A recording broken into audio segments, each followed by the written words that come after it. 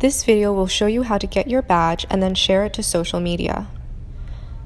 The first thing you do after receiving the email is to accept the badge. It will take you to a website where you can sign up for an account using the email the badge was issued to. Once you've created an account, make sure to activate it by verifying your email. Once you're verified, go to the home page on your new eCampus account where you can accept the badge.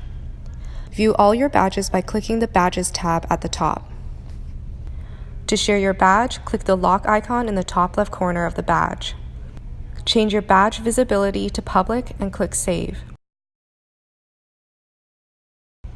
The icon in the top left corner should now look like this.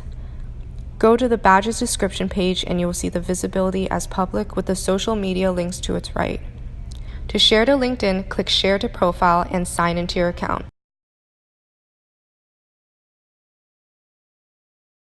You will then be prompted with a form to fill out the certification. The information for the fields can be found on the badge page.